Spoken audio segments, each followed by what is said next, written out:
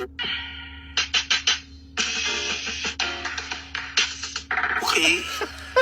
Komedya na yan sa'yo. Of course! Can you just show your talent without doing the, nasty gestures?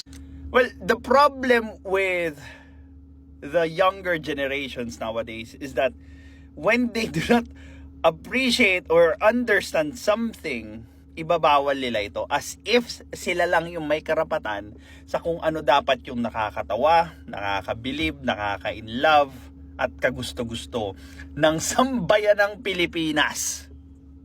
Alam mo yung buti pa yung mga old school na LGBT, masaya sila kasama. Because they can laugh about anything, literally anything. Their heartbreaks, their struggles, their selves, with friends, with family, so on and so forth. Tas ngayon,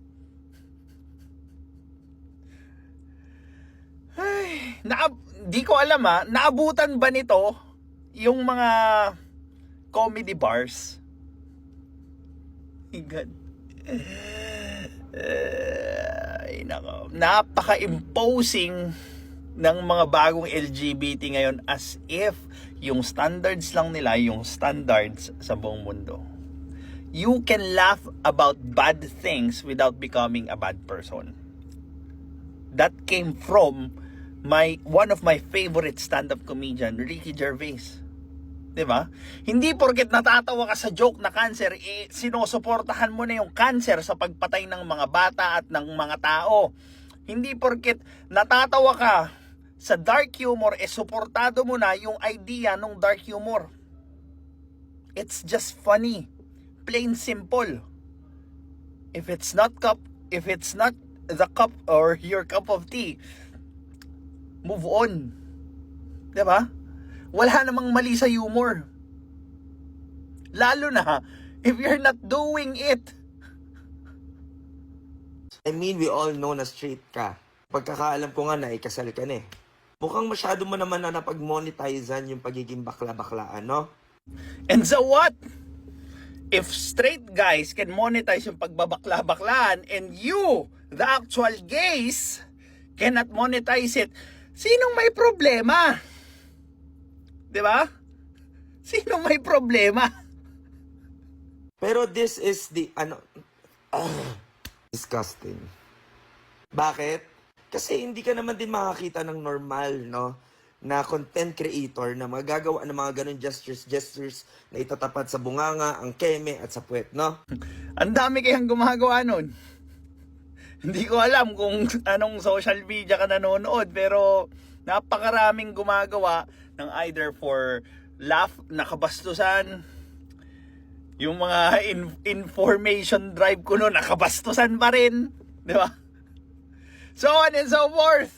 Ang daming gumagawa nun. Ngayon, kung naiinggit ka dahil hindi mo kayang i-monetize yung kabaklaan mo, then maybe the problem is on you guys who cannot. And this is gonna give stereotype. And lalo lang, no, makakatulong to sa mga taong homophobic to make fun of us. You're supposed to be fun. Gay is synonymous to fun. Now, new generations have taken the fun out of gay. Ginawa nyo na lang entitled. Ginawa nyo na lang boss manager amo yung pagiging bakla. Wala na kayo. Hindi na kayo nakakatawa. Hindi ba kayo informative? Ano na lang kayo? Wala na. Bakla na lang kayo. Wala nang special sa inyo. Ni creativity nga, wala na kayo eh. Di ba? Kahit talino man lang, wala na.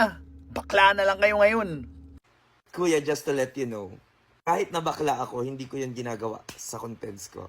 Well, you're still doing it as a gay. O, di ba? O, hindi mo man pinapakita sa content mo kasi pang OnlyFans yung ganon. Still, you are doing it as a gay. Now, someone is portraying it as a comedy. What's wrong with that? Na-offend ka lang. Yun lang yung problema doon. But jokes are to offend anyone. Diba? Vice ganda nga, ganon din yung joke eh. To offend. ko lang naman, pwede ba gumawa ka ng totoong komedya? No, oo. Huwag mo na gamitin yung mga ganun-ganun gestures just to make fun of us. Ano yung totoong komedya? Yung approve lang ninyo? That's not true. And again, comedy is universal. You could laugh about anything. You could laugh about bad things without becoming the bad person. Diba? If ma-offend ka sa isang joke, that's on you. Well, this is Pinoy Extreme. Have a good day.